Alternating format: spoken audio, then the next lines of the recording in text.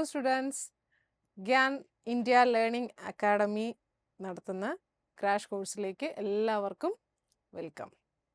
അപ്പോൾ നമ്മൾ ഇന്ന് നോക്കാൻ പോകുന്നത് ഫസ്റ്റ് ചാപ്റ്ററിൻ്റെ ബിസിനസ് സ്റ്റഡീസിൽ +1 ബിസിനസ് സ്റ്റഡീസിൽ ഫസ്റ്റ് ചാപ്റ്ററായ ഏതാ ബിസിനസ് ട്രേഡ് ആൻഡ് കൊമേഴ്സിലേക്കാണ് നമ്മളിന്ന് നോക്കാൻ പോകുന്നത്. ഓക്കെ, നമുക്ക് സ്റ്റാർട്ട് ചെയ്യാം. ഈ ചാപ്റ്ററിൽ നമ്മൾ നമുക്ക് ഏറ്റവും എളുപ്പമായിട്ടുള്ളൊരു ചാപ്റ്ററാണ് ഇതിനെ ബേസ് ചെയ്ത് ഒരുപാട് ക്വസ്റ്റ്യൻസ് വരാറുണ്ട്. വൺ വേർഡ് ക്വസ്റ്റ്യൻസ്, മൾട്ടിപ്പിൾ, പിന്നെ അല്ലാണ്ട് നമ്മുടെ എസ്എ ക്വസ്റ്റ്യൻസ് ഒക്കെ ഒത്തിരി വരാറുണ്ട്. അപ്പോൾ അതിനകത്ത് ഒത്തിരി നിങ്ങൾ ഈ ചാപ്റ്ററിനകത്ത് ഒത്തിരി വലിച്ചു വാരി പഠിക്കേണ്ട ആവശ്യമില്ല. ജസ്റ്റ് ഒരു ഇമ്പോർട്ടൻ്റ് ആയിട്ട് വരുന്ന ചാപ്റ്റേഴ്സ്, ആ ടോപ്പിക്സ് മാത്രം നിങ്ങൾ നോക്കുക, അത് മാത്രം നോക്കി പോവുക. അങ്ങനെയാണ് ഞാൻ ഇപ്പോൾ ഈ കാണിക്കുന്ന ചാപ്റ്ററിലെ ഈ പോയിന്റ്സ്, ഈ ഒരു ടോപ്പിക്സ് മാത്രം നിങ്ങൾ ഫോളോ ചെയ്യുക. ഓക്കെ, നമുക്ക് സ്റ്റാർട്ട് ചെയ്യാം.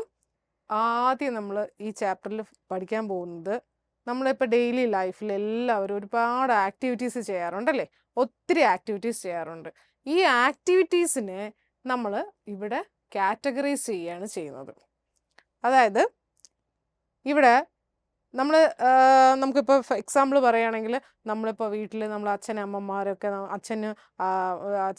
നമുക്ക് വേണ്ടി ഒരുപാട് കാര്യങ്ങൾ ചെയ്യുന്നുണ്ടല്ലേ, ഒത്തിരി കാര്യങ്ങൾ ചെയ്യുന്നുണ്ട്. രാവിലെ അമ്മ നമുക്ക് ഫുഡ് ഉണ്ടാക്കി തരുന്നുണ്ട്, നമ്മളത് കഴിച്ച് സ്കൂളിലേക്ക് വരുന്നുണ്ട്, സ്കൂളിൽ ടീച്ചറെ പഠിപ്പിക്കുന്നു.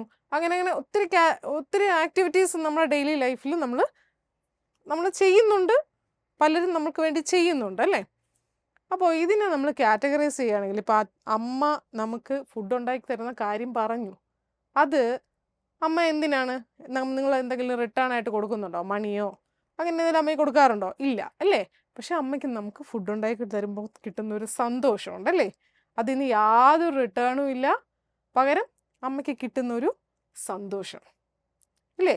അപ്പോൾ അതിനെയാണ് യാതൊരു റിട്ടേണും കിട്ടാത്ത ഇങ്ങനെയുള്ള ആക്ടിവിറ്റീസിനെ നമ്മൾ വിളിക്കുന്നത് നോൺ എക്കണോമിക് ആക്ടിവിറ്റീസ് എന്നാണ്. Okay, without the intention of money but getting some psychological satisfaction. എന്തെങ്കിലുമൊക്കെ സൈക്കോളജിക്കൽ സാറ്റിസ്ഫാക്ഷൻ കിട്ടാൻ വേണ്ടി മാത്രം നമ്മൾ ചെയ്യുന്ന ആക്ടിവിറ്റീസിനെയാണ് നമ്മൾ നോൺ എക്കണോമിക് ആക്ടിവിറ്റീസ് എന്ന് പറയുന്നത്. ഇനി അടുത്തതെന്ന് പറയുന്നത് എന്താണ്? എക്കണോമിക് ആക്ടിവിറ്റിയാണ്.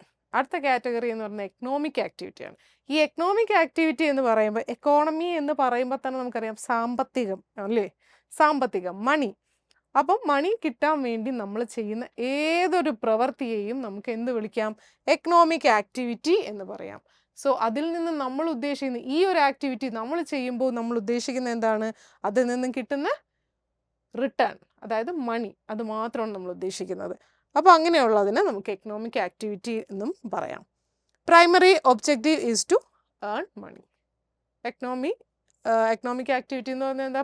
ഇതിൻ്റെ പ്രൈമറി ഒബ്ജക്റ്റീവ് എന്താണ്? Only earn money.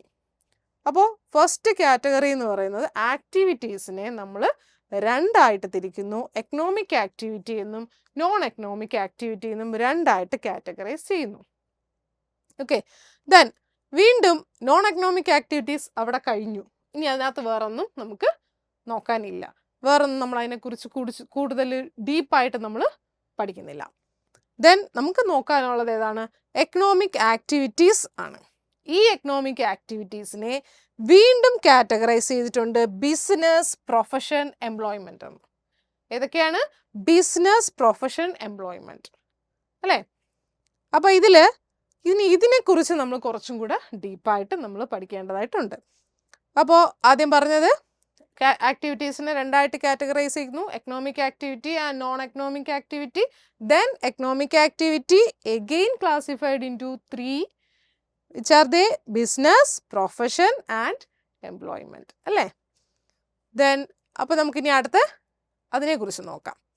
അപ്പോൾ നമ്മുടെ പഴയ ക്വസ്റ്റ്യൻസിൽ റിപ്പീറ്റഡ് ആയിട്ട് ഒരുപാടെടുത്ത് ചോദിച്ചിട്ടുള്ളതാണ് difference between business, profession and employment. ഒന്നുകിൽ പ്രൊഫഷൻ ആൻഡ് എംപ്ലോയ്മെന്റ് എന്ന് ചോദിക്കും, അല്ലെങ്കിൽ ബിസിനസ് ആൻഡ് എംപ്ലോയ്മെന്റ് എന്ന് ചോദിക്കും. അപ്പോൾ എന്തായാലും ഇതിൽ നിന്ന് വൺ വേർഡ് ക്വസ്റ്റ്യൻസോ അല്ലെങ്കിൽ എസ്എ ക്വസ്റ്റ്യൻസോ ഒക്കെ ചോദിക്കാറുണ്ട് കേട്ടോ. അപ്പം നമുക്കിതിനെ ഈ ഒരു നിങ്ങളുടെ ടെക്സ്റ്റിനകത്ത് നമ്മുടെ ടെക്സ്റ്റിൽ തന്നെ ഉണ്ട്, ഒരു വലിയ കോളം കൊടുത്തിട്ടുണ്ട്. അത് നിങ്ങൾ കുറച്ച് ഡീപ്പായിട്ട് നോക്കുക. അതാണ് നോക്കാം, നമുക്ക് ഓരോന്നായിട്ട് നോക്കാം. ബിസിനസ്സിലാണെങ്കിൽ നമുക്ക് business mode of establishment start ചെയ്യുന്നത്. ബിസിനസ് സ്റ്റാർട്ട് ചെയ്യാൻ വേണ്ടി എസ്റ്റാബ്ലിഷ്മെൻ്റ് എന്ന് പറയുമ്പം ഒരു ബിസിനസ് സ്റ്റാർട്ട് ചെയ്യാൻ വേണ്ടി നമുക്ക് എന്തെങ്കിലും വലിയ ജോലികളോ വലിയ എന്തെങ്കിലും വലുതായിട്ടൊന്നും ചെയ്യാനില്ല അല്ലേ. ഇപ്പം എനിക്കൊരു ബിസിനസ് സ്റ്റാർട്ട് ചെയ്യണം എന്നുണ്ടെങ്കിൽ, അതായത് ഞാൻ തന്നെ തീരുമാനിച്ചാൽ മതി. ഞാൻ ഇന്ന ബിസിനസ്സാണ് സ്റ്റാർട്ട് ചെയ്യാൻ പോകുന്നത്. അപ്പോൾ അതിനെന്തൊക്കെയാണ് ചെയ്യേണ്ടത്, ഈ ഡിസിഷൻസ് എല്ലാം ഞാൻ ഒറ്റയ്ക്ക് എടുത്താൽ മതി അല്ലേ. വേറെ ആരും അതിനകത്ത് ഇൻവോൾവ് അല്ല. അതിൻ്റെ ലീഗൽ ഫോർമാലിറ്റീസും മറ്റും എല്ലാം ചെയ്യേണ്ടത് ഞാൻ മാത്രമാണ്. അവിടെ വേറൊന്നുമില്ല. അതായത് അത് തന്നെയാണ് മോഡ് ഓഫ് എസ്റ്റാബ്ലിഷ്മെൻറ്റിൽ പറയുന്നത്. Entrepreneurs decision and other legal formalities if necessary. എന്താണ്, ആ വ്യക്തി മാത്രം എടുത്താൽ മതി തീരുമാനം, വേറെ ആരും അത് നോക്കേണ്ട കാര്യമില്ല. അതിനകത്ത് വലിയ പിടിപ്പത് പണി ഒന്നും ഇല്ല അതിനകത്ത് ബിസിനസ് സ്റ്റാർട്ട് ചെയ്യാൻ വേണ്ടിയിട്ട്. പക്ഷേ പ്രൊഫഷൻ നോക്കുകയാണെങ്കിൽ നമുക്കറിയാം എന്താണ്, membership of professional body and certificate of practice. എന്താണ് പ്രൊഫഷൻ എന്ന് പറയുമ്പോൾ എന്താണ്, ഇപ്പോൾ ഡോക്ടേഴ്സ്, നമുക്ക് കുറേ പ്രൊഫഷൻ നമുക്ക് കുട്ടികളോട് ചോദിക്കുമ്പോഴും പറയാറുണ്ടല്ലേ, എനിക്ക് പഠിച്ച് ഒരു CA ആവണം, CS, അങ്ങനെയൊക്കെ ഓരോ കാര്യങ്ങളും അവർ പറയാറുണ്ടല്ലേ. അപ്പോൾ ഇതുപോലെ ഇതിനെല്ലാം ഇതൊക്കെ എന്താണ്, പ്രൊഫഷൻസ് ആണ്. ഈ പ്രൊഫഷൻ എന്ന് പറയുന്നത് നാളെ രാവിലെ ഞാൻ എണീറ്റ് ഞാൻ നാളെ മുതൽ ഞാൻ ഡോക്ടറാണ്, ഞാൻ രോഗികളെയൊക്കെ നോക്കാം എന്നൊരു ഡിസിഷൻ എടുക്കാൻ എന്നെ കൊണ്ട് പറ്റില്ല. എന്താ കാരണം, ഞാൻ അങ്ങനെ എടുത്താൽ പറ്റുന്ന ഒരു പ്രൊഫഷൻ എന്ന് പറയുന്നത് എന്താണ്, അങ്ങനെ എടുക്കാൻ പറ്റുന്ന ഒരു കാര്യമല്ല. പകരം എന്താണ്, നമ്മുടെ പ്രൊഫഷണൽ ബോഡീസ് ഉണ്ട്. അതായത് ഇപ്പം ഡോക്ടേഴ്സിനാണെങ്കിൽ IMA സർട്ടിഫിക്കറ്റ് വേണം അല്ലേ. ഓട്ടോമാറ്റിക് MBBS ഒക്കെ പഠിച്ച് കഴിയുമ്പോൾ അതിലേക്ക് ഇൻവോൾവ് ആവുകയാണ് ചെയ്യുന്നത്. അതേപോലെ നമ്മളൊരു അഡ്വക്കേറ്റിനെ കാണാൻ പോകും. അഡ്വക്കേറ്റ് LLB ബാർ കൗൺസിൽ അല്ലേ. ബാർ കൗൺസിൽ മെമ്പർഷിപ്പ് ഉള്ള ഒരാൾക്ക് അഡ്വക്കേറ്റായി ഒരു പ്രാക്ടീസ് ചെയ്യാൻ സാധിക്കുകയുള്ളൂ. അപ്പം അങ്ങനെയൊക്കെ ഓരോ പ്രൊഫഷണൽ ബോഡി അംഗീകരിച്ച സർട്ടിഫിക്കറ്റ് കിട്ടിയാൽ മാത്രമേ പ്രൊഫഷനിലേക്ക് ഇറങ്ങാൻ ഒരു വ്യക്തിക്ക് സാധിക്കുകയുള്ളൂ. ദെൻ എംപ്ലോയ്മെൻറ്റിൻ്റെ കാര്യത്തിലാണെങ്കിൽ എംപ്ലോയ്മെൻ്റ് എന്ന് പറഞ്ഞാൽ എന്താണ്, നമുക്കറിയാം ഈ PSC ഒക്കെ എഴുതി കഴിയുമ്പോൾ PSC എഴുതി കഴിഞ്ഞ ആൾക്കാർ സ്റ്റാറ്റസ് ഒക്കെ ഇടും, നമ്മൾ കണ്ടിട്ടുണ്ടല്ലേ. അപ്പോയിൻമെൻറ്റ് ഓർഡർ എന്നൊക്കെ പറഞ്ഞിട്ട് ലെറ്റർ കിട്ടാറുണ്ടല്ലേ.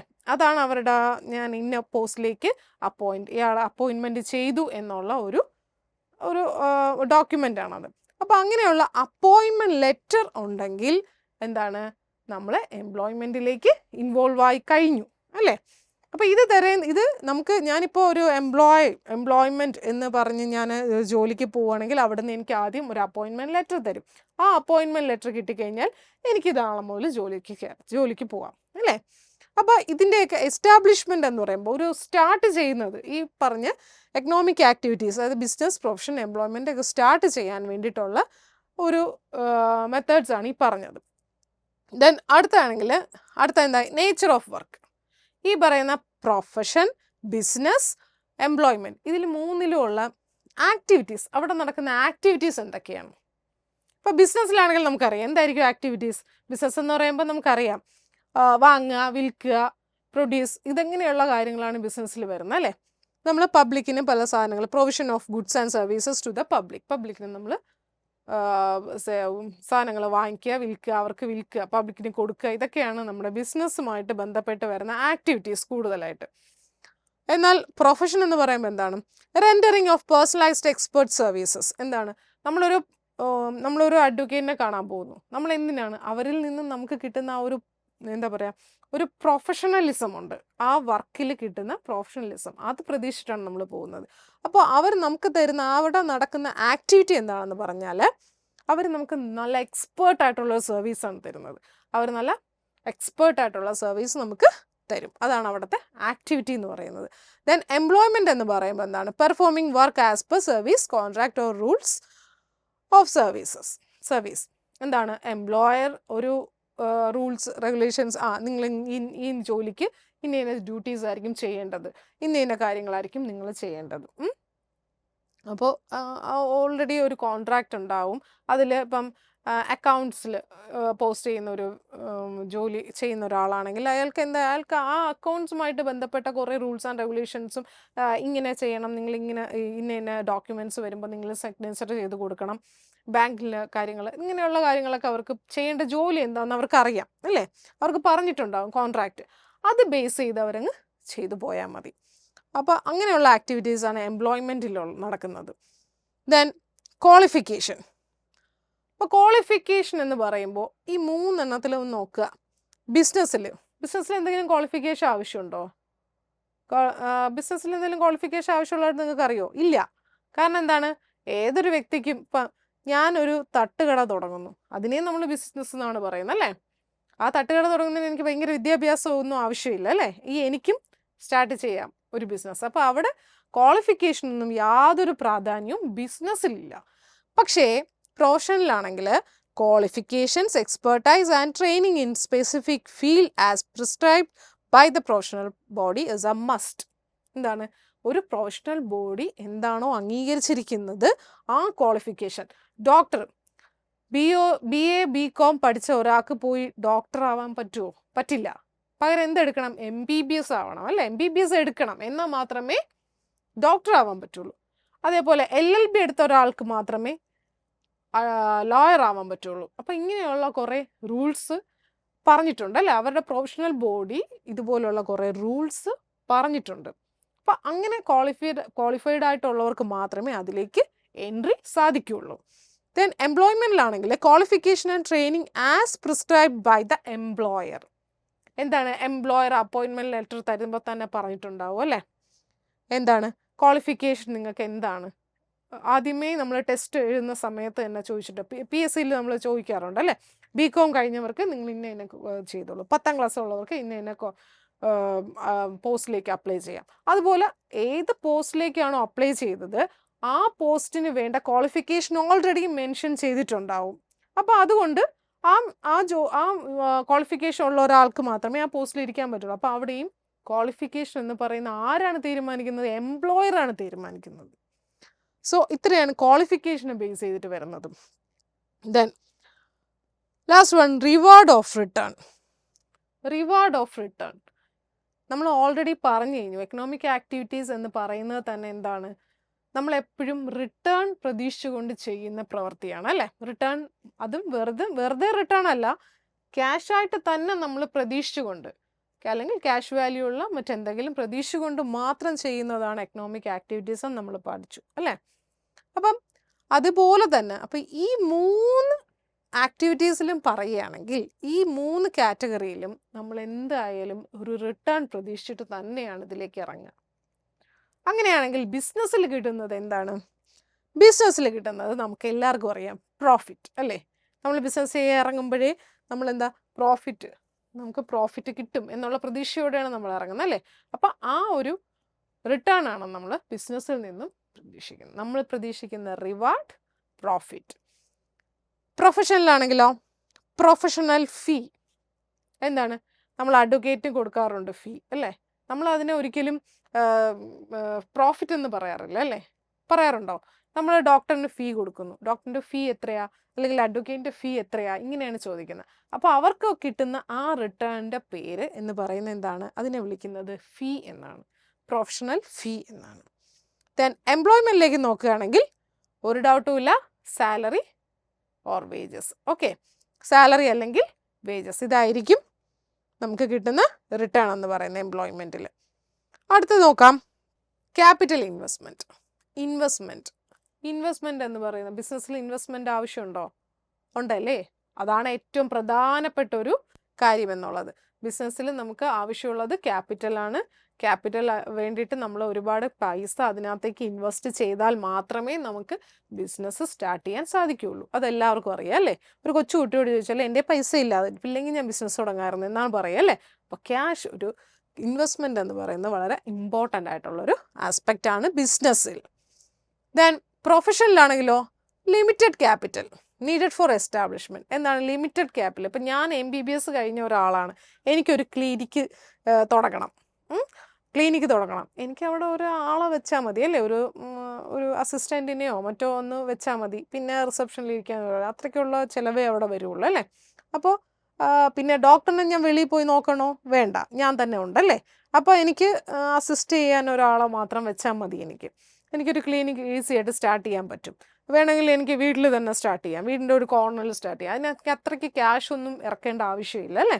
അപ്പോൾ പ്രൊഫഷണലിൽ നമുക്ക് അതിൻ്റെ ആവശ്യം വരുന്നില്ല. കുറച്ച് ആവശ്യം വരുന്നില്ല എന്നല്ല, ലിമിറ്റഡ് ആയിട്ടുള്ള ക്യാപിറ്റൽ നമുക്ക് വേണം. ദെൻ എംപ്ലോയ്മെൻറ്റിലാണെങ്കിലോ ക്യാപിറ്റലേ വേണ്ട അല്ലേ. എന്തുകൊണ്ടാ, നമ്മളിപ്പോൾ വേറൊരാളുടെ ഓഫീസിൽ വർക്ക് ചെയ്യല്ലേ, വേറൊരാളുടെ കമ്പനിയിൽ വർക്ക് ചെയ്യുന്നു, അവിടെ ഞാൻ കൊണ്ടുപോയി പൈസ ഇൻവെസ്റ്റ് ചെയ്ത് അവിടെ ജോലി ചെയ്യേണ്ട ആവശ്യമുണ്ടോ, ഇല്ല. സോ എംപ്ലോയ്മെൻറ്റിന് capital is not required. Then risk, അടുത്ത കാറ്റഗറി അടുത്ത ഇതെന്ന് പറയുന്നത് എന്താ, റിസ്ക് ഉണ്ടോ എന്നാണ്. റിസ്ക്, ബിസിനസ്സിൽ റിസ്ക് ഉണ്ടോ ഉണ്ടല്ലേ. ബിസിനസ്സിൽ റിസ്ക് ഉണ്ട്, എന്തായാലും റിസ്ക് ഉണ്ടായിരിക്കും. കാരണം നമുക്ക് എപ്പോഴും എന്തായിരിക്കും, profit are uncertain and irregular risk is present അല്ലേ. എപ്പോഴും പ്രോഫിറ്റ് തന്നെ കിട്ടുമെന്നും പറഞ്ഞ് ആരെങ്കിലും ബിസിനസ് തുടങ്ങാറുണ്ടോ, ഇല്ല. ഇപ്പം ഈ മാസം എനിക്ക് ബിസിനസ്സിൽ പ്രോഫിറ്റ് ആണെങ്കിൽ അടുത്ത മാസം എനിക്ക് ലോസ് ആയിരിക്കും. സോ അവിടെ റിസ്ക് ആസ് യൂഷ്വൽ ആയിട്ടുള്ള ഒരു കാര്യമാണ്. അതുകൊണ്ട് റിസ്ക് എപ്പോഴും ഏറ്റവും കൂടുതൽ എഫക്റ്റ് ചെയ്യുന്ന ഒരു കാറ്റഗറിയാണ് നമ്മുടെ ബിസിനസ് എന്ന് പറയുന്നത്. എന്നാൽ പ്രൊഫഷനെ നോക്കുകയാണെങ്കിൽ പ്രൊഫഷൻ ഫീ ആണ് നമ്മൾ കൊടുക്കുന്നതെന്ന് പറഞ്ഞല്ലേ, ഫീ ആണ് നമ്മൾ കൊടുക്കുന്നത്. പക്ഷേ ആ ഫീ എന്ന് പറയുന്നത് അവിടെ നമ്മൾ ഇപ്പം ചില ആൾക്കാർ ഇപ്പോൾ ഡോക്ടറിൻ്റെ കാര്യമായ പേഷ്യൻസ് അല്ലെങ്കിൽ വരികയാണെങ്കിൽ അവർക്ക് ഫീ റെഗുലറായിട്ട് കിട്ടുന്ന ഒരു ഇൻകമാണ്, ഫീ റെഗുലറായിട്ട് കിട്ടുന്നത്. പിന്നെ സപ്പോസ് എന്തെങ്കിലും ഒരു കാരണത്താൽ കിട്ടാതെ വരിക, അതും മാക്സിമം അങ്ങനെ സംഭവിക്കാറില്ല. ചിലപ്പോൾ ഒരു പാവപ്പെട്ട പേഷ്യൻ്റ് വന്നു, നമുക്ക് പൈസ വാങ്ങാൻ പറ്റില്ല, അപ്പം ആ ഫീ കിട്ടത്തില്ല. അപ്പം അങ്ങനെയൊക്കെ ഉള്ള ചില കുറച്ച് റിസ്ക് മാത്രമേ ഇവിടെ പ്രൊഫഷനിൽ ഉള്ളൂ. പിന്നെ എംപ്ലോയ്മെൻറ്റിൽ എടുക്കുകയാണെങ്കിൽ fixed and regular pay, no or little risk അല്ലേ. എന്താണ്, പ്രൊഫഷനിൽ എന്തെങ്കിലും ഉണ്ടോ, പ്രൊഫഷനിൽ ഒരിക്കലും റിസ്കേ ഇല്ല. കാരണം എന്താണ്, ജോലി ചെയ്യുക, മാസാവസാനം അല്ലെങ്കിൽ മാസാദ്യം ശമ്പളം വാങ്ങിക്കുക അല്ലേ. അങ്ങനെയാണ് നമ്മുടെ എംപ്ലോയ്മെൻറ്റിൻ്റെ കാര്യത്തിൽ പറയുന്നത്. സോ അവിടെ റിസ്ക് ഇല്ല. ദെൻ ട്രാൻസ്ഫർ ഓഫ് ഇൻട്രസ്റ്റ് എന്ന് പറയുമ്പോൾ ഞാൻ നടത്തിക്കൊണ്ടിരിക്കുന്ന ഒരു ബിസിനസ് എനിക്ക് എന്ത് ചെയ്യാൻ പറ്റും. അപ്പം ഞാൻ ബിസിനസ് നടത്തിക്കൊണ്ടിരുന്നു, ഞാനങ്ങ് വയസ്സായി, അപ്പോൾ ഞാൻ വിചാരിക്കുകയാണ് ഇനി എനിക്ക് പറ്റൂല, ഞാൻ ഫിസിക്കലി ഭയങ്കര എനിക്ക് നടക്കാനും ഒന്നും വയ്യ. അങ്ങനെയാണെങ്കിൽ എനിക്ക് എന്ത് ചെയ്യാൻ പറ്റും, എൻ്റെ മക്കൾക്ക് ഇത് ട്രാൻസ്ഫർ ചെയ്യാൻ പറ്റും. നിങ്ങൾ നാളെ മുതൽ നടത്തിക്കോളൂ എൻ്റെ ബിസിനസ് എന്ന് എനിക്ക് പറയാൻ സാധിക്കും. സോ ബിസിനസ്സിൻ്റെ കാര്യത്തിൽ transfer is possible with some formalities അല്ലേ. ചില ഫോർമാലിറ്റീസ് ഉണ്ട്, ചില എഗ്രിമെൻറ്റ്സ് ഒക്കെ ഞാൻ എഴുതി കൊടുക്കണം, എന്നിട്ട് അവർക്ക് കൈമാറാൻ എനിക്ക് സാധിക്കും. എന്നാൽ പ്രൊഫഷൻ അങ്ങനെ മാറ്റാൻ പറ്റുമോ? ഞാൻ ഡോക്ടറാണ്, എൻ്റെ മോള് ലോയറാണ്, ഞാൻ നടത്തിക്കൊണ്ടിരിക്കുന്ന പ്രൊഫഷൻ, നിങ്ങൾ നാളെ മുതൽ അങ്ങ് ചെയ്തോ എന്നെനിക്ക് പറയാൻ പറ്റുമോ? പറ്റില്ല. കാരണം എന്താണ്, പ്രൊഫഷൻ എന്ന് പറയുമ്പോൾ നമ്മൾ നേരത്തെ പറഞ്ഞ പോലെ ഒരു പ്രൊഫഷണൽ ബോഡി അംഗീകരിച്ച സർട്ടിഫിക്കറ്റ് എനിക്ക് ഉണ്ടായിരിക്കണം അല്ലേ. ഒരു IMA സർട്ടിഫിക്കറ്റ് അവർ സർട്ടിഫൈ ചെയ്ത ഒരു ക്വാളിഫിക്കേഷൻ എനിക്ക് ഉണ്ടാവണമെങ്കിൽ മാത്രമേ എനിക്ക് ട്രാൻസ്ഫർ ചെയ്യാൻ പറ്റുള്ളൂ. സോ പ്രൊഫഷൻ ഒരിക്കലും നമുക്ക് ട്രാൻസ്ഫർ ചെയ്യാൻ പറ്റില്ല. എംപ്ലോയ്മെൻറ്റിൻ്റെ കാര്യത്തിലാണെങ്കിലും അത് പോസിബിളേ അല്ല. കാരണം ഞാൻ എൻ്റെ ജോലി കഴിഞ്ഞിട്ട് അടുത്ത ആൾക്ക് കൊടുക്കാൻ പറ്റുമോ? പറ്റില്ല, ഒരിക്കലും ട്രാൻസ്ഫർ ചെയ്യാൻ പറ്റില്ല. ജോലിയും പ്രൊഫഷനും നമുക്ക് അതുപോലെ ട്രാൻസ്ഫർ ചെയ്യാൻ പറ്റില്ല. So transfer of interest is not possible in profession and employment. അടുത്ത നെക്സ്റ്റ് എന്ന് പറയുന്നത് കോഡ് ഓഫ് കണ്ടക്റ്റ് ആണ്. കോഡ് ഓഫ് കണ്ടക്റ്റ് എന്ന് പറഞ്ഞാൽ എന്താണ്, നമ്മൾ പാലിക്കേണ്ട ചില ചിട്ടവട്ടങ്ങൾ എന്നൊക്കെ പറയുമല്ലോ, അതുപോലെ നമ്മളിപ്പോൾ ബിസിനസ് ചെയ്യുകയാണെങ്കിൽ അതിനകത്ത് എന്തെങ്കിലും നിങ്ങൾ ബിസിനസ് ചെയ്യുന്ന ആളാണെങ്കിൽ ഇങ്ങനെ തന്നെ ആയിരിക്കണം, ഇപ്പം ഡ്രസ്സിങ്ങിൻ്റെ കോഡ് നിങ്ങൾക്ക് ഇങ്ങനെ ആയിരിക്കണം, അങ്ങനെയൊന്നുമില്ല അല്ലേ. നമുക്കിപ്പോൾ ഞാൻ ഒരു ബിസിനസ് ചെയ്യുകയാണെങ്കിൽ എനിക്ക് എൻ്റെ രീതികളാണ് അല്ലേ. കോഡ് ഓഫ് കണ്ടക്റ്റ് ഒന്നും വേറൊരാൾ പറഞ്ഞിരിക്കുന്ന രീതിയിൽ ഞാൻ അനുസരിക്കേണ്ട ആവശ്യമുണ്ടോ? എൻ്റെ സ്വന്തം ബിസിനസ്സാണ്, അപ്പം ഞാൻ അതൊന്നും അന്വേഷിക്കേണ്ട ആവശ്യമേ ഇല്ല, അതിൻ്റെ ഒന്നും ആവശ്യമില്ല. So no code of conduct is prescribed, ഒരു കോഡ് ഓഫ് കണ്ടക്റ്റും പ്രിസ്ക്രൈബ് ചെയ്തിട്ടില്ല. ദെൻ പ്രൊഫഷണലാണെങ്കിൽ പ്രൊഫഷനിൽ വരികയാണെങ്കിൽ ഒരു professional code of conduct is to be followed അല്ലേ? ഉറപ്പായും പ്രൊഫഷണൽ കോഡ് ഓഫ് കണ്ടക്ട് അവിടെ ഉണ്ട്. കാരണം നിങ്ങൾക്ക് എല്ലാവർക്കും അറിയാം, ഡോക്ടേഴ്സ് അല്ലേ, ഡോക്ടേഴ്സ് ഈ വെള്ള കോട്ട് ഇടുന്ന കണ്ടുണ്ടല്ലേ? അതെന്തിനാ ഇടുന്നത്? അവർ ഡോക്ടറാണെന്ന് അറിയാനുള്ള ഒരു ഇതാണ്, അവരുടെ കോഡ് ഓഫ് കണ്ടക്റ്റ് ആണ്. അവരുടെ പ്രൊഫഷണൽ ബോഡി അംഗീകരിച്ച ഒരു കോഡ് ഓഫ് കണ്ടക്റ്റ് ആണ് ഡ്രസ് കോഡ് എന്ന് പറയുന്നത് അല്ലേ? അതുപോലെ മുണ്ടും ഷർട്ടും ഒക്കെ കൊടുത്തും കൊണ്ട് ലോയറിന് കേസ് വാദിക്കാൻ പറ്റുമോ? കോടതിയിൽ പോയി പറ്റില്ല. എങ്കിൽ അയാൾ ലോയറായിട്ട് ആരെങ്കിലും കൺസിഡർ ചെയ്യുമോ? ചെയ്യില്ല. കാരണം എന്താണ്? അവർക്ക് ആ എന്താ കറുത്ത കോട്ടും ഇതൊക്കെ ഇട്ടിട്ട് പോയാൽ അവരുടെ ആ ഒരു പ്രൊഫഷണലായിട്ടുള്ള ഒരു ഡ്രസ് കോഡുണ്ട്, അതൊക്കെ ഇട്ടിട്ട് പോയാൽ മാത്രമേ അവരുടെ ആ ഒരു പ്രൊഫഷണലിസം കാണിക്കാൻ പറ്റുള്ളൂ അല്ലേ? പ്രൊഫഷണലിസം വരുള്ളൂ. സോ പ്രൊഫഷണലിനകത്ത് നമുക്ക് എപ്പോഴും കോഡ് ഓഫ് കണ്ടക്ട് ഫോളോ ചെയ്ത് തന്നെ പോകണം. ഇപ്പോൾ ഡ്രസ് കോഡ് ആയാലും എത്തിക്സ് അങ്ങനെ ഒരുപാട് കാര്യങ്ങളുണ്ടല്ലേ, അതെല്ലാം പാലിച്ച് തന്നെ പോകണം. അത് ആരാ തീരുമാനിക്കുന്നത്? പ്രൊഫഷണൽ ബോഡിയാണ് തീരുമാനിക്കുന്നത്. ആ ബോഡി, പ്രൊഫഷണൽ ബോഡിയാണ് ഇവർക്ക് എന്ത് കോഡ് ഓഫ് കണ്ടക്റ്റ് ആണ് ആവശ്യമുള്ളതെന്ന് തീരുമാനിക്കുന്നത്. ഓക്കെ, അപ്പോൾ കോഡ് ഓഫ് കണ്ടക്റ്റ് നമ്മൾ പഠിച്ചു. ബിസിനസ്സിൽ no code of conduct is prescribe. പ്രൊഫഷണലിലാണെങ്കിൽ professional code of conduct is to be followed. Then എംപ്ലോയ്മെൻറ്റിൽ പറയുകയാണെങ്കിൽ norms of behaviour laid down by the employer are to be followed.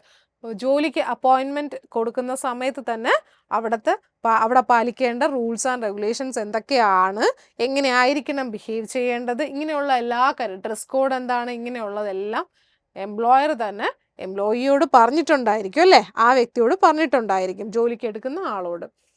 അപ്പോൾ അതനുസരിച്ചിട്ട് മാത്രം അയാൾ ഫോളോ ചെയ്താൽ മതി. അത് പ്രത്യേകിച്ചിട്ട് വേറെ ആരെങ്കിലും പറയുന്നത് കേൾക്കേണ്ട ആവശ്യമില്ല. അയാളുടെ എംപ്ലോയറാണ് തീരുമാനിക്കുന്നത് എന്തായിരിക്കണം കോഡ് ഓഫ് കണ്ടക്റ്റ് ആ കമ്പനിയിൽ ചെയ്യേണ്ടത് എങ്ങനെയാണെന്നുള്ളത്. പക്ഷെ ബിസിനസ്സിൽ നമുക്ക് അതിന് ആവശ്യമില്ല. നമുക്കൊരു എക്സാമ്പിൾ നോക്കാം. എക്സാമ്പിൾ എന്താണ്? ബിസിനസ് ആണെങ്കിൽ നമുക്കറിയാം, ഷോപ്പ്, ഫാക്ടറി അല്ലേ? ഷോപ്പ്, ഫാക്ടറിയിലൊക്കെ ആണെങ്കിൽ നമ്മൾ ഈ പറഞ്ഞ കാര്യങ്ങളുമായിട്ടൊന്ന് കമ്പയർ ചെയ്ത് നോക്കുക. ഷോപ്പിൽ ഇത് പറഞ്ഞതുപോലെ എല്ലാം നോക്കുക. അപ്പം നമുക്ക് മനസ്സിലാവും ഷോപ്പ്, ഫാക്ടറി. ദെൻ പ്രൊഫഷനിലാണെങ്കിൽ legal, medical profession, chartered accountant, അങ്ങനെയൊക്കെ അല്ലേ? എംപ്ലോയ്മെൻറ്റ് എടുക്കുകയാണെങ്കിൽ ബാങ്ക് എംപ്ലോയീസ്, ഇതിൽ jobs in bank, insurance companies, government employees, അവരൊക്കെ എന്താണ് ഈ എംപ്ലോയ്മെൻറ്റിനകത്ത് വരുന്ന ആൾക്കാരാണ്. ഓക്കെ, അപ്പോൾ ഏകദേശം എന്ത് തന്നെയായാലും നിങ്ങൾ ഇപ്പം ഞാൻ ഈ പറഞ്ഞു തന്ന ഈ ഒരു ബോക്സ് കൃത്യമായിട്ട് നോക്കിയിട്ട് എക്സാമിന് പോവുക. കാരണം 1 വേർഡ് ക്വസ്റ്റ്യനോ എവിടെന്നെങ്കിലും ഒക്കെ ഇതിൽ നിന്ന് ചോദിക്കാർ പതിവുണ്ട് കേട്ടോ. അപ്പോൾ ഇത് നിങ്ങളൊന്ന് നോക്കിയിട്ട് പോവുക. നമുക്ക് നെക്സ്റ്റ് ടോപ്പിക്കിലേക്ക് പോവാം. ഇനിയാണ് നമ്മുടെ മെയിൻ ടോപ്പിക് വരുന്നത്. ഏതാണ്? നമ്മൾ എക്കണോമിക് ആക്ടിവിറ്റീസ്. അപ്പോൾ എന്തൊക്കെ ഇത്ര നേരം പറഞ്ഞാൽ എക്കണോമിക് ആക്ടിവിറ്റീസിനെ 3ആയിട്ട് തിരിച്ചിട്ടുണ്ട്: പ്രൊഫഷൻ, ബിസിനസ് ആൻഡ് എംപ്ലോയ്മെൻറ്റ്. അപ്പം പ്രൊഫഷനും എംപ്ലോയ്മെൻറ്റിനെ കുറിച്ച് നമ്മൾ പറഞ്ഞു. ആ ബോക്സ് നിങ്ങളൊന്ന് നോക്കുക. അത് കഴിഞ്ഞു. ഇനി നമ്മൾ ഇതിനകത്ത് മെയിനായിട്ടുള്ളത് ബിസിനസ് എന്ന് പറയുന്ന ആക്ടിവിറ്റിയെ കുറിച്ചാണ് നമ്മൾ കൂടുതൽ കോൺസെൻട്രേറ്റ് ചെയ്യുന്നത്. ഓക്കെ, അപ്പോൾ ബിസിനസ് എന്താണ്? ബിസിനസ് നമുക്കറിയാം. It is an occupation which people regularly engaged in purchase, production and sale of goods and services with a view to earning profit. അല്ലേ? അപ്പോൾ ബിസിനസ് എന്ന് പറയുന്നത് ഒരു ഒക്യുപ്പേഷനാണ്. എന്താണ്? People regularly engaged. ഇത്രയും ഒരു ഭാഗം റെഗുലർലി എൻഗേജ്ഡ് മാത്രം നിങ്ങളൊന്ന് ഹൈലൈറ്റ് ചെയ്ത് ഓർത്ത് വയ്ക്കുക. എന്താണെന്ന് വെച്ചാൽ അത് ഞാൻ പറഞ്ഞുതരാം. Regularly engaged in purchase, production and sale of goods and services with a view to earning profit. എന്ത് തന്നെയായാലും ബിസിനസ്സിൻ്റെ നമ്മുടെ മോട്ടീവ് എന്ന് പറയുന്നത് എന്താണ്? പ്രോഫിറ്റ് തന്നെയാണ്. അപ്പോൾ പ്രോഫിറ്റ് കിട്ടാൻ വേണ്ടി ആൾക്കാർ ഡെയിലി റെഗുലർലി എൻഗേജ്ഡ് ആവുന്ന ആക്ടിവിറ്റീസ്. അങ്ങനെ ഏതൊക്കെ ആക്ടിവിറ്റീസാണ്? പ്രൊഡക്ഷൻ ചെയ്യുക, sale of goods and services ഒക്കെ സെയിൽ ചെയ്യുക, ഉൽപ്പാദിപ്പിക്കുക, ഇങ്ങനെയുള്ള കാര്യങ്ങളൊക്കെ നമ്മൾ ഡേ ടു ഡേ ചെയ്യുകയാണ്. എന്തിനു വേണ്ടിയിട്ടാണ്? പ്രോഫിറ്റ് ഏൺ ചെയ്യാൻ വേണ്ടി, മണി ഏൺ ചെയ്യാൻ വേണ്ടിയിട്ട്. അപ്പോൾ അങ്ങനെയുള്ള ആക്ടിവിറ്റീസിനെയാണ് നമ്മൾ ബിസിനസ് എന്ന് പറയുക. അപ്പം business is an occupation which people regularly engaged in purchase, production and sale of goods and services with a view to earning പ്രോഫിറ്റിന് വേണ്ടി ചെയ്യുന്ന, റെഗുലർലി എൻഗേജ്ഡ് ആയിട്ട് ചെയ്യുന്ന ആക്ടിവിറ്റീസിനെയാണ് നമ്മൾ ബിസിനസ് എന്ന് പറയുക. അപ്പോൾ അതാണ് നമ്മുടെ അതിൻ്റെ കോൺസെപ്റ്റ്. ബിസിനസ്സിൻ്റെ കോൺസെപ്റ്റ് എന്താണെന്ന് ചോദിച്ചാൽ നിങ്ങൾ ഇതാണ് എഴുതേണ്ടത് കേട്ടോ. ഇതാണ് നിങ്ങൾ നോക്കി വെക്കുക. ഇത്രയും മാത്രമേ ഉള്ളൂ. ദെൻ അടുത്ത പോകുന്നത് എന്താ? ക്യാരക്ടറിസ്റ്റിക്സ് ഓഫ് ബിസിനസ് ആണ്. ഇതൊക്കെ നമ്മൾ SIക്ക് ചോദിക്കുന്ന ക്വസ്റ്റ്യൻ ആണ് കേട്ടോ. 8 മാർക്കിന് ചോദിക്കാറുണ്ട് ചിലപ്പോൾ. എന്ന് വെച്ചാൽ അത് മാത്രമല്ല, അല്ലാതെയും ഇടയ്ക്കുന്നൊക്കെ ചോദിക്കാറുണ്ട്. ഈ മൾട്ടിപ്പിൾ ചോയ്സിനകത്തൊക്കെ വരുന്നതാണ്. അപ്പോൾ അതൊന്ന് കോൺസെൻട്രേറ്റ് ചെയ്ത് പഠിക്കുക. ക്യാരക്ടറിസ്റ്റിക്സ് ഓഫ് ബിസിനസ് എന്താണ്? ബിസിനസ്സിൻ്റെ ക്യാരക്ടറിസ്റ്റിക്സ്, സവിശേഷതകൾ അല്ലേ, എന്തൊക്കെയാണ്? It is an economic activity. നമുക്കറിയാം, നമ്മൾ ആദ്യം മുതലേ പഠിക്കുന്ന കാര്യമാണ്. എക്കണോമിക് ആക്ടിവിറ്റിയിൽ വരുന്ന ഒരു 3 കാറ്റഗറി നമ്മൾ പഠിച്ചു. അതിനകത്ത് വരുന്നതാണ് ബിസിനസ് എന്ന് പറയുന്നത്. അപ്പം no doubt it is an economic activity. It is an economic activity because it is undertaken with the objective of earning money. എന്തിനാണ് നമ്മൾ ഇത് ചെയ്യുന്നത്? എന്തിനാണ്? നമ്മൾ മണി ഏൺ ചെയ്യാൻ വേണ്ടി മാത്രം ചെയ്യുന്ന എല്ലാ ആക്ടിവിറ്റീസിനെയാണ് നമ്മൾ എക്കണോമിക് ആക്ടിവിറ്റി എന്ന് പറയുന്നത് അല്ലേ. So first characteristics of business is an economic activity. For example, നമ്മളെ വീടിൻ്റെ അടുത്തുള്ള കടകളിൽ പോയി നമ്മൾ സാധനം വാങ്ങാറുണ്ടല്ലേ. അയാൾ ആ shopkeeper, purchase and sale by a shopkeeper, ആ വ്യക്തി സാധനങ്ങൾ വാങ്ങാറുണ്ട്, വിൽക്കാറുണ്ട്, ഒക്കെ ചെയ്യുന്നുണ്ടല്ലേ. എന്തിനു വേണ്ടിയിട്ടാണ് ചെയ്യുന്നത്? വെറുതെ ഒരു സാറ്റിസ്ഫാക്ഷൻ വേണ്ടിയിട്ടാണോ? അല്ല, മറിച്ച് നമുക്ക് ഇൻകം, പൈസ കിട്ടും അല്ലേ, ക്യാഷ് കിട്ടും എന്നുള്ള ഒരു മൈൻഡ് സെറ്റോട് കൂടിയാണ് അയാൾ സാധനങ്ങൾ വാങ്ങുകയും വിൽക്കുകയും ഒക്കെ ചെയ്യുന്നത്. ഓക്കെ, അപ്പോൾ ഫസ്റ്റ് ക്യാരക്ടറിസ്റ്റിക്സ് എന്ന് പറയുന്നത് എന്താണ്? An economic activity